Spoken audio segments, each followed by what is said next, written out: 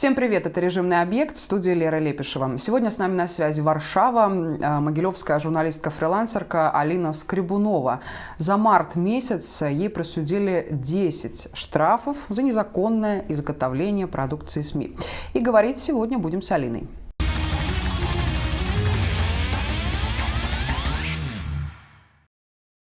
Алина, ну давай, наверное, начнем с того, что в эти минуты, пока мы пишем эфир, проходит суд над тобой в суде Октябрьского района Могилева.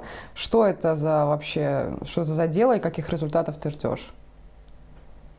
Я была вельмі здзіўлена, што мяне пачалі судзіць не за тое, што я брала ў кагосьці каментар, як это было раней, а за тое, што я сама давала каментар Белсату. 5 лютага, калі ў нас дома адбыўся ператрус, гэта з зазыманнем тэхнікі, і ўвечары я распавяла Белсату пра тое, што адбылося. Мне задавалі пытанні, я на іх адказвала. І раптам мне прыходзіць на электронную пошту позва з суда Кастрычніцкага района, што вас будуць судзіць. Я такая пытаюсь у них, ну за что? У меня нема протокола, я нават не ведаю за что. Яны мне даслалі копію протокола, і аказалася за то, што я сама давала інтэрв'ю Белсату. Вось, і я так даведалася, што аказваецца першапачаткова Васіль Карніенка з Ленінскага РАУС дасылаў гэты протокол у суд без даты, ну, нібыта правапарушэння, без назвы там канкрэтнага сюжэта, без усяго. І суд нават разгарнуў назад у РАУС гэты протакол, але пасля выпраўлення памылак, ну як, ўсё роўно протакол складаўся без мяне, без тлумачэння мне праў і там маіх абавязкаў, і сёння яго павінны разглядаць. Вось я спадзяюся, што калегі прысутнічаюць на гэтым судзе і скажуць мне, чым там все скончылася. А каких результатов ты ждешь? Ну, якіх вынікаў можна чакаць? Мы уже тут жартуем, што справы адносна мяне па артыкуле 23.5, гэта незаконны выраб матэрыялу СМІ, хутка пачнуць разглядаць вельмі проста. У суд будзе паступаць папера з маім імём, і суддзі будуць такія: ну все, Скребунова, она ж виновата, мы ведаем, што яна виновата. Наша клієнтка. Вось, і ёй штраф. В прынцыпе, я і чакаю штраф. А большой штраф ждешь? Ну, зараз у КАПе адбыліся змены, і калі раней максімальны штраф быў 50 базавых велічыняў, і мне давалі только 50 базавых велічыняў кожны раз, то цяпер вось гэты памеры штрафа, яны знізіліся, і максімальна можна даць уже 30. Ну, адпаведна, 30 і дадуць. Насколько вообще нормально судить за комментарий? Ведь под это может попасть любой респондент на улице. У маёй практыцы такое упершыню. Ніколі не судзілі нікога, ні мяне, ні людзей, которые мне давалі каментары за каментар.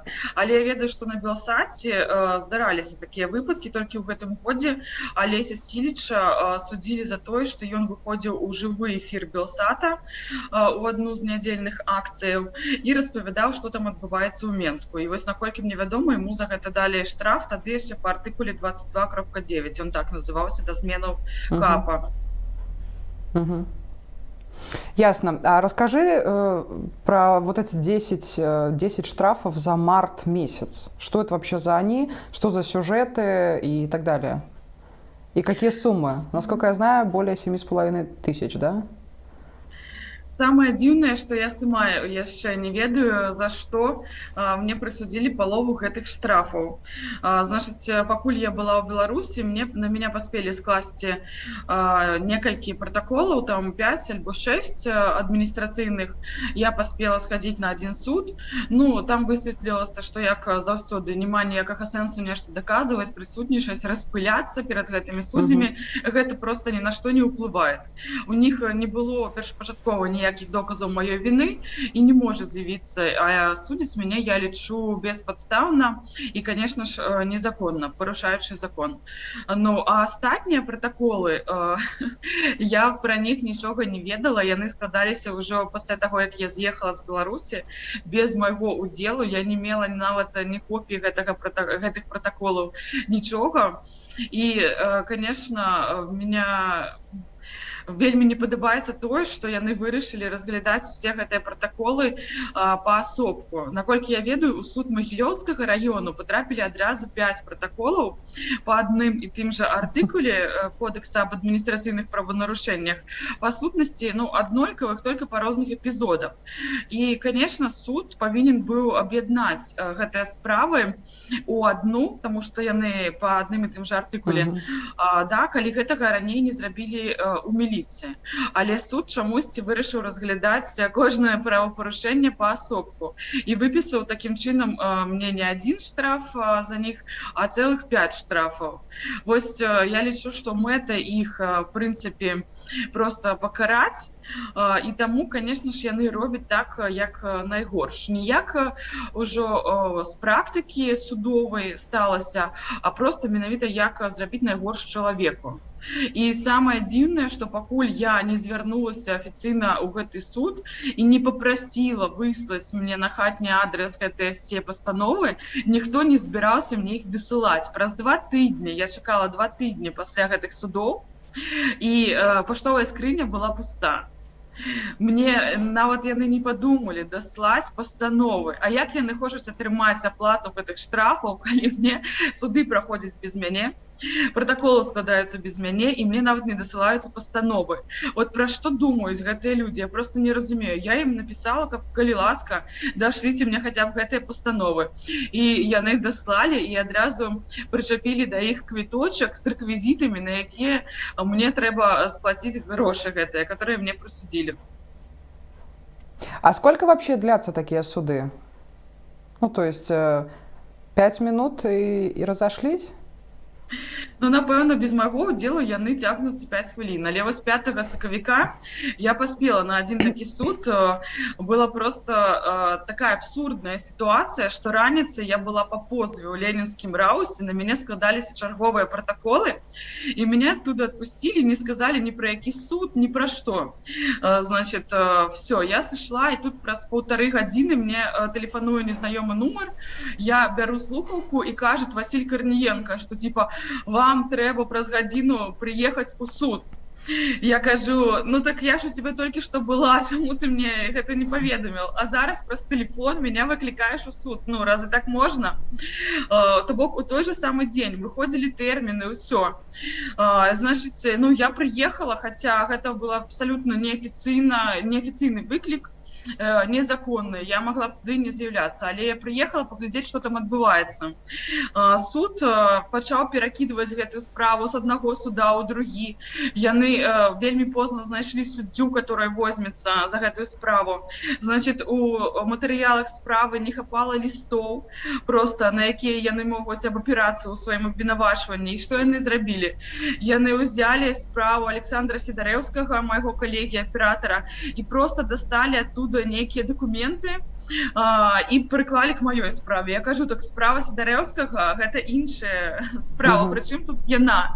І тым больш яна яшчэ не разгледжана судом. Можа быць, тыя дакументы незаконныя, которые яны ў справе Сідарэўскага забралі. Суд такі, типа, ок, нічога страшнага. Сэнс да таго, што без мяне гэты суд, можа быць, быў 5 хвілін, але паколькі я прыйшла, пачала даказваць то, сё, прасіць выклікаць там сведкаў. Я ўрэшце рэшт выклікала адваката, таму што я сама поверила ў то, што вот зараз я дакладна дакажу, што доказаў маёй вины няма ў гэтай справе, што справа разваливаецца. І не могуць мяне пакараць, не могуць. І мы вельмі доўга сядзелі ў гэтым судзе просто до закрыцця, і ўрэшце рэшт суддзя зрабіла ўсё, каб мяне пакараць. Як бы адхіліла ўсе мае хадайствы, не звярнула ні на што ўвагу і выпісала мне штраф. Канешне, разумею, што бессэнсоўна хадзіць на гэтыя суды, калі вырак вядомы яшчэ да таго, як справу адправіць з міліцыяй у суд. Калі міліцыя заводзіць эту справу, это значит уже все. Суды прызвычаіліся судзіць мяне па гэтым артыкуле, і міліцыя гэтым карыстаецца, што можна дасылаць якія заўгодна дакументы, нават там без даты, без чаго заўгодна. І гэта все пракаціць. Вельмі лёгка ў них гэта атрымліваецца, і яны такія думаюць, супер, навошта нам напружвацца, вот засудзім просто Скрыбунову 10 разоў, і у нас уже будет 10 адміністративок і там колькі-то штрафаў. Давай, наверное, поясним. Вот многие могут не понимать. Вот, по сути, судят же за работу без аккредитации. Вот в чем проблема получить эту аккредитацию в МИДе и как бы работать спокойно, чтобы не прессовали? Наколькі я ведаю, што яшчэ з мінулага году акрэдытацыі лішылі ўсіх, хто тут працуе. Тут я маю на ўвазе не ў Магілёве, а ў Беларусі. Самыя буйныя незалежныя рэсурсы, яны або не маюць статусу цяпер СМІ, або не маюць акрэдытацыі. Вось. Ну, не ўсе, конечно, але збольшага. Вось. Значыць, канкрэтна мой прыклад. Я з'яўляюся журналістам-фрылансерам. Я не уваходжу ў штат Белсата. І таму мне акрэдытацыя для працы не патрэбна. Збіраць і распаўсюджваць інфармацыю я магу як фізічная асоба. Гэта гарантавана мне Канстытуцыяй. Ну і тым больш у законе о СМІ беларускім напісана, што журналістам іностраннага СМІ з'яўляецца чалавек, які мае працоўную дамову з гэтым СМІ. Вось такой дамовы з Белсатам я не маю. І на гэтай падставе я ўжо не магу падавацца ні на якую акрэдытацыю. Я просто журналист-фрилансер. Ясно, хорошо. Ну вот смотри, а раньше вообще прессовали тебя за работу? Настолько сильно, чтобы за месяц было 10 штрафов неимоверных размеров? Ну, я бы хотела яшчэ сказаць вось пра гэтыя штрафы, да, як так адбылося. Значит, мне пасля гэтага ператрусу, который быў у нас дома 5 лютага, выпісываліся позвы ў ленінскі раус, по которым я прыходзіла. І гэтых позваў было вельмі шмат. Я лічу, што міліцыя вырашыла трымаць мяне проста на такім кароткім павадку, каб я дневала і ночыла ў гэтым ленінскім раусе. І тут, калі за адзін толькі тыдзень я там была 3 разы, яны вынайшлі новы падыход. Мала ім было афіцыйных вот гэтых папяровых позваў, у якіх я распісваюся. Яны вырашылі зрабіць ход канём. Значит, на наш хатні нумар позвонил наместник начальника ленинского рауса Пушин Александр. Ну, и он так представился, значит, да, на хатний номер представился Александр Пушин. Звонит и кажет, что мне треба Алина Александровна. Саша кажет, навошта вам Алина Александровна? Он кажет, ну, няхай яна прыйдзе ў раус. Мы кажем, типа, ну, у меня ж есть позвы на інший день, навошта мне зараз бежать до вас у раус? И тут Пушин заявляет, ну, вы же не хотите проблем? Не хотите? А я могу вам их зрабіць. У Алины Александровны есть сотни, неотсеженные со жніўня.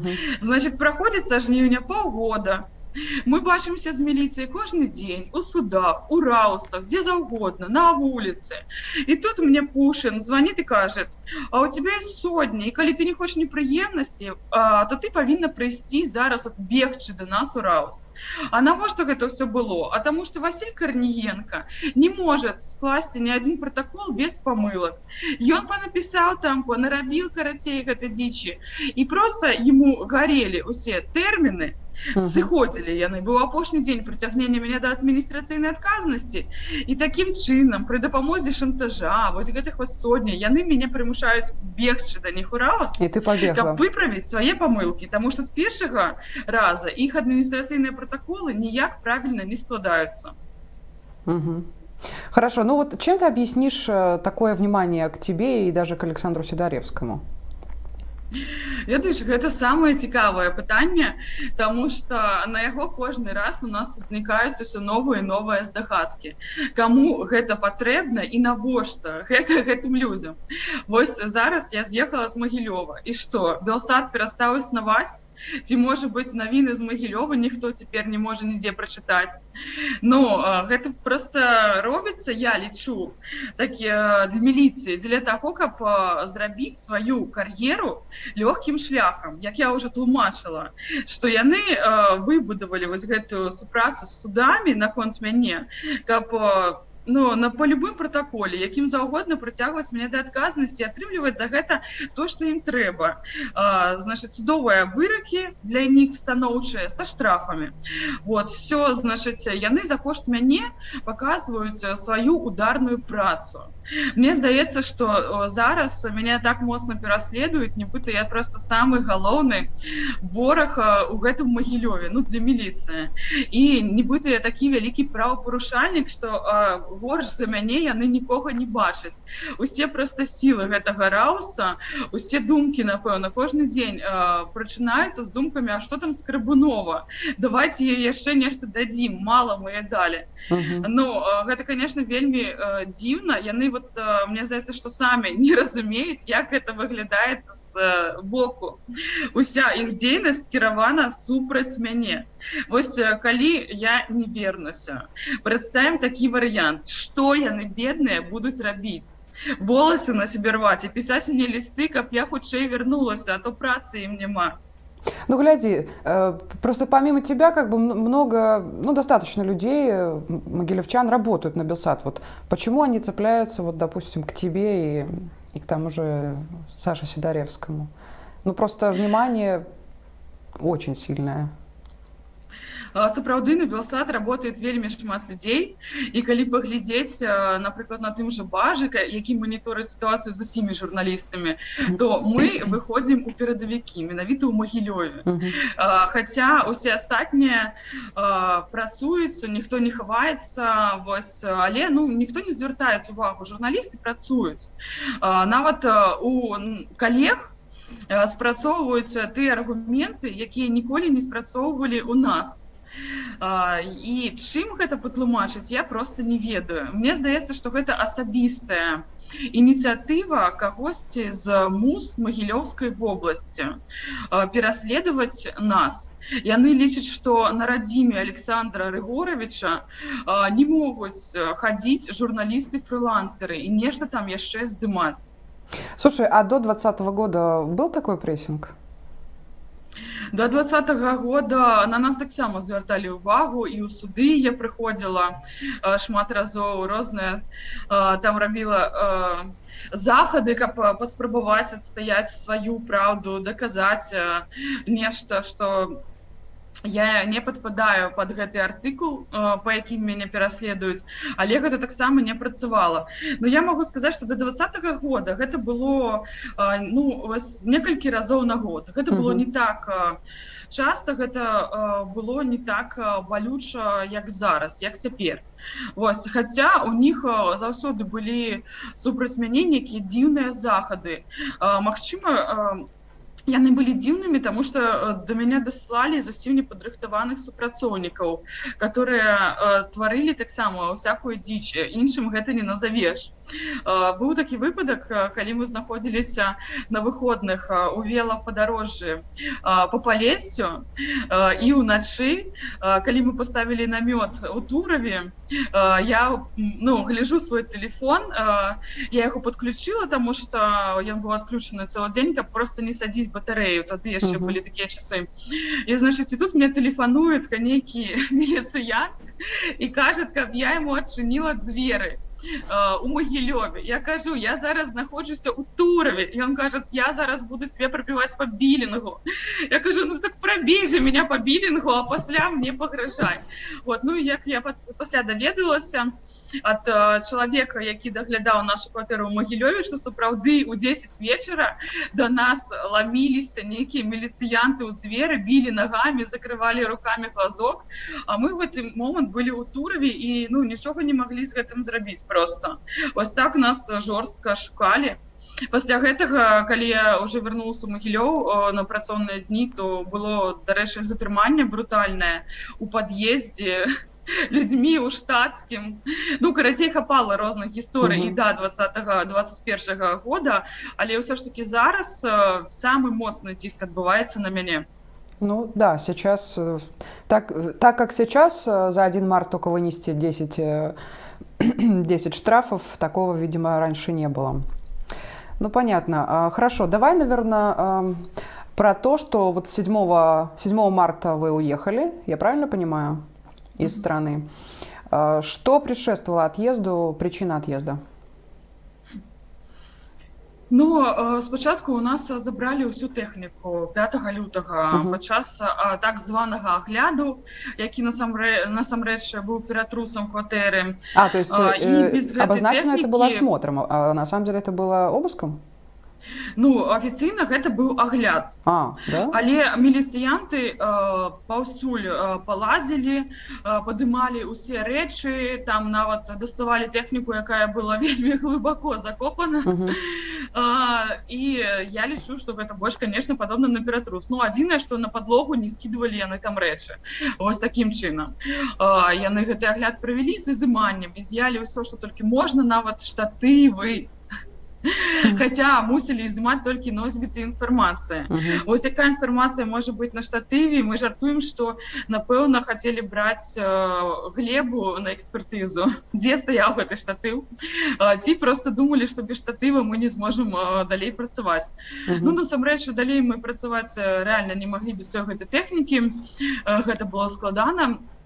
І таму мы вырашылі, вось, паколькі мы ўсё роўна не можам сябе абараніць на судах, то няма сэнсу іх удзельнічаць.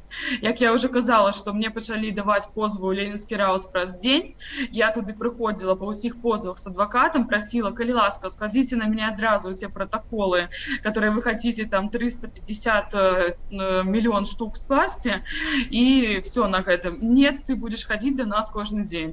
Ну, жыццё ператварылася ў тое, што я просто мусіла не кожны дзень хадзіць у гэты раус, пасля ў гэтыя суды. Ось я схадзіла на адзін, там праўды ніякай не было, і я вырашыла, што без тэхнікі, без нейкага права на самаабарону, ну, юрыдычную ў судах, да, ну, няма сэнсу просто. Я не люблю стасавацца з міліцыянтамі. Насамрэч, і няма сэнсу гэтага рабіць. І таму самы час узяць невялікі адпачынак, паехаць, каб назапасіць сілы, энергіі і вярнуцца назад ужо праз нейкі час. Алин, насчет техники. Ты вообще ждешь, что ее вернут? Или какие вообще у тебя мысли на этот счет? Пакуль што наша тэхніка застаецца ў Ленінскім раусе. Што яны там з ёй робяць, я не ведаю. Вот, суд пастанавіў, што тэхніку павінны мне аддаць назад пасля таго, як я плачу штраф. Вось, ці вернут яны назад, ці не вернут, я яшчэ не ведаю. Штраф збіраюся плаціць хутка, ну і будет бачна, як бы. А какие сроки оплаты штрафа? Штрафов? Ну, тэрміны аплаты, яны не мяняюцца у залежнасці ад асобы, якую караюць, яны заўсёды адны. Пасля ўступлення рашэння ў сілу, даецца месяц на тое, каб сплаціць гэты штраф. Пасля ўжо будуць прымусова яго спаганяць.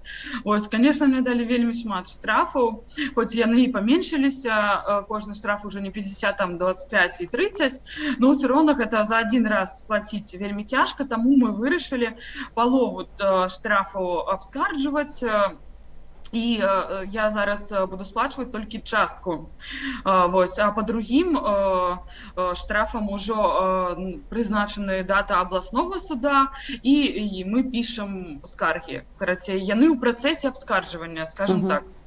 Ну смотри, а вот технику могут забрать, ну, в знак погашения, как бы, штрафов? Я понимаю, что она стоит гораздо больше, чем тебе дали штрафов, но все-таки часть техники могут забрать? Ну да, я думаю, что могут забрать за кошт гэтых штрафаў. Вось, ну, я спадзяюсь, што мы сможам іх неяк заплаціць, вось, а тэхніку вернуць. Напэўна, яны трымаюць за кошт гэтых штрафаў, да? Вось, але паглядзім па сітуацыі. Вот, штрафы пакуль мы маем права абскарджваць, і гэта цягне проста тэрміны на аплату. Мы, ў прынцыпе, так і робім. Я не разлічваю, што Магілёўскі абласны суд зменіць свае рашэнні. Вось, але я хачу абскардзіць некаторыя, каб проста адцягнуць час, і не было прасцей заплаты штрафаў. Такім чынам. Такой вопрос. Немножко по другой теме. Как ты относишься к тому, что твои личные данные публикуются в одном из телеграм-каналов? Думаю, што гэта разлічана вось якраз такі на эмацыйную рэакцыю тых людзей, пра якія з'яўляюцца звесткі. Вось, в прынцыпе, у тым, што там апублікавалі мае тэлефоны, Я не бачу нічога страшнага. Напэўна, гэта ўсё ішло ад таго, што з'явіліся ў Беларусі каналы, тэлеграм-каналы з дадзенымі міліцыянтаў, там розных суддзяў. Яны вырашылі сваі зрабіць у адказ. Ну і чамусьці ад гэтага пакутваем мы. Я не ведаю. Ну окей. Яны кажуць, што вот міліцыянтам даныя, которых злілі, пішуць там нейкія смс-кі, званкі паступаюць з пагрозамі. Мне, напрыклад, калі злілі мае тэлефоны, ці дзе я жыву ў Магілёве, не паступалі ніякія ні пагрозы, То есть твои данные ні абразы. публикуются, а как бы ты живешь спокойной жизнью? На меня гэта ніяк не ўплывае. Вось, взять толькі хаця бы ахоп гэтых тэлеграм-каналаў, ну, да.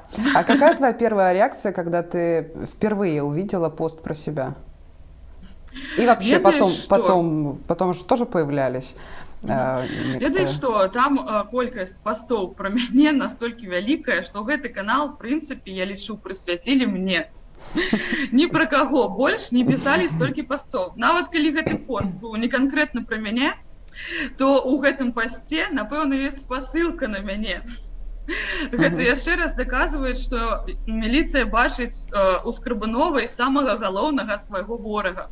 Вот я уяўляю, як раніцай сядзіць нейкі начальнік у піджаку, у сваім кабінеце, у яго тут кавёр вісіць, вот якія ў них вісяць. І, значит, яму прыносяць даклад з маімі фоткамі і з пастом, які плануецца размясціць у гэтым тэлеграм-канале. І ён так кажа: ну вот эту фотку мы возьмем, а вот эту фотку мы не возьмем. Ну, гэта все выглядает смешна і абсурдна, як бы ніякай такой ганебнай інфармацыі ні на каго я, в прынцыпе, там не бачыла. То, што яны напісалі, што меня зовут Алина Скрыбунова, вось мои телефоны, ну, окей. Ясно, хорошо. Слушай, а как ты относишься к тому, что вот последняя новость, значит, появилась, что к государственным журналистам и силовикам приставят телохранителей? И при надобности, кстати, изменят внешность. Как ты прокомментируешь это? Ой, на жаль, мы уже стаміліся бачыць гэтыя все навіны, таму што яны выклікаюць толькі одну рэакцыю, што гэта цалкам абсурд. Больш тут пракаментаваць няма чаго. Я, напрыклад, калі працавала ў Магілёве, не нуждалась в телахоўніку ці ў змене свайго знешняга выгляду. Наоборот, меня заўсёды задавальняла, што все ведаюць, куды б я не прыходила, што я — гэта я. То есть ты бы не хотела себе телохранителя, пока снимаешь сюжетик? Не, ну гэта просто несумяшальна. Журналісты, я не лічу, што я нешта парушаю. А ад каго защищацца? Мне ад кагосьці абараняцца. Да, зараз журналістам на нашых вуліцах небяспечна. Але гэта датычыцца толькі незалежных журналістаў, якім страляюць у ногі, якіх садзяць Но, тем не менее, телохранители хотят представить государственным журналистам. Тем не менее, телохранители хотят представить государственным журналистам. Ну, няхай гэта іх справа, няхай ходзяць з телахоўнікамі. Гэта ўсё ў нармальных людзей выклікае толькі смех.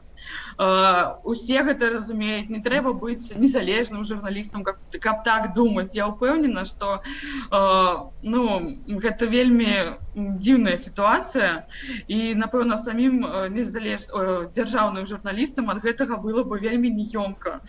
Ну, як гэта так? Увогуле, у них спыталі, ці патрэбны ім гэтыя телахоўнікі, ці не. Вось калі казаць пра дзяржаўных журналістаў у Магілёве, то, я думаю, яны бы самі адмовіліся ад такой прапановы. Ясно. А скажи, а ты когда-нибудь работал вообще в госизданиях? Прыходзілася толькі падчас практыкі нешта там рабіць, да, нейкія артыкулы пісаць. Ну і как? Ну, у той час я яшчэ не задумвалася, што вось дзяржаўнае выданне, што яны тут пішуць, а хто ім дае загад так пісаць, а чаму яны так пішуць. Вось, так што я пра гэта тады не думала. Смотри, власти позиционируют Белсат как польскую пропаганду. Как ты относишься к этому? Власці ўсё пазіцыянуюць зараз не толькі як польскую прапаганду, а як экстрэмізм. Ну, это да. Столькі справаў за экстрэмізм, колькі зараз заведзена ў Магілёве, Магілёве, выбачаюсь, столькі справаў за экстрэмізм, колькі зараз заведзена ў Беларусі, напэўна, ні ў адной краіне не было заведзена цягам некалькіх год, а не некалькіх месяцаў. Ну, так што тое, што яны расцэньваюць, гэта ўсё толькі выключна прапаганда. Да гэтага я ніяк не стаўлюся, мяне гэтая прапаганда не чапае. Ну, яны маюць рабіць то, што яны маюць рабіць, і ўсё. Конечно, я могу сказаць, што я так не лічу. Журналісты Белсата, іншыя незалежныя журналісты, я вельмі паважаю іх працу. Я ўпэўнена, што яны пішуць, здымаюць, робяць сюжэты прафесійна. А канкрэтна да Белсата магу сказаць, што прэтэнзіяў, што нешта там неправда была ў сюжэце ці ў артыкуле, вось такого кшталту прэтэнзіяў за ўвесь час працы, можа быць, некалькі разоў толькі было, што нехта падаваў у суд. А так, гэта ж вельмі проста спраўдзіць. Калі сапраўды хлусня, то любы орган можа падаць у суд на гэтага журналіста, на СМІ, на артыкул. Но так ніхто не робіць. Ну, таму што праўда падаюць незалежныя журналісты. І таму яны прыдумалі іншае выйсце. За то, што яны пішуць за факты, мы судзіць не можам, таму што факты, яны праўдзівыя, все падаецца адэкватнай рэчаіснасці нашай. Але прыцягваюць проста па палітычных артыкулах. Саюз ваш, Беларуская асацыяцыя журналістаў, уже давно прызнаў, што артыкул в КоАПе «Незаконный выраб матэрыялаў СМИ» — гэта палітычны артыкул. Слушай, а когда ты берешь интервью с микрофоном Белсата, как реагируют люди? Ну, яны кажуць: о, супер, мы зараз вам все расскажем, як ёсць. А есть так называемые «я-батьки», которые реагируют определенным образом? Я заўважила, што людзі... Пасля выбараў я заўважила, што людзі сталі часцей запытвацца на вуліцы: а хто вы, а якое вы СМІ? І калі яны разумеюць, што ты не дзяржаўная СМІ, не БТ, то яны з задавальненнем отвечают на вопросы, з большим задавальненнем адказваюць на пытанні. Яны ўжо разумеюць, што можна казаць, а што нет. Магчыма, яны БТ адказалі, а я б сказалі іншае. Насколько вообще легко быть объективным журналистом в стране, где люди поделились на два лагеря? Можно ж присоединиться либо туда, либо туда. Ой, ну я-то уже давно выбрала, в якім я лагеры. Ну, я лічу, што я ў лагеры праўды і аб'ектыўнасці. Вось, што такое прапаганда, я не ведаю. Я ніколі ёй не займалася. Вось, ёсць канкрэтныя факты. Журналіст у сваіх матэрыялах не мусіць казаць ні сваё меркаванне, ні нейкія домыслы. У маіх матэрыялах заўсёды толькі факты, якія можна спраўдзіць у некалькіх крыніцах, афіцыйных, даставерных крыніцах. Ну, вось і ўсё. Якія яшчэ лагеры? Гэта проста праўдзівая журналістыка, якая яна і мусіць быць. Адлюстраванне таго, што насамрэч адбываецца. У нейкіх пытаннях, конечно, мы паказваем меркаванне, але не сваё.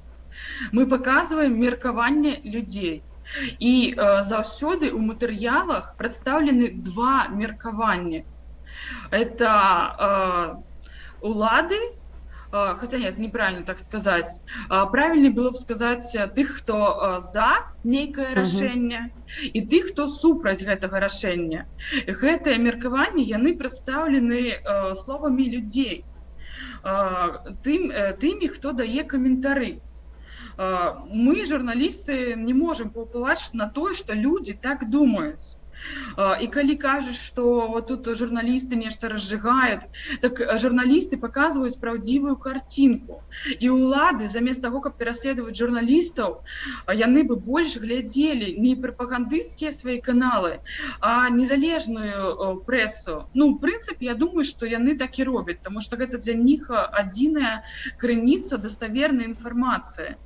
Калі ты кіруеш там горадам, раёнам, прадпрыемствам, ты ж павінен ведаць сітуацыю.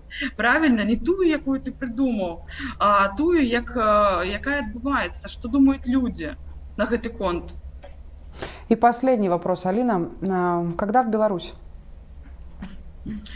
Я яшчэ не вырашыла гэтае пытанне. Вось я пакуль што 3 тыдні адпачываю, яшчэ не гатова вярнуцца. 3 тыдня адпачываеш, яшчэ не гатова?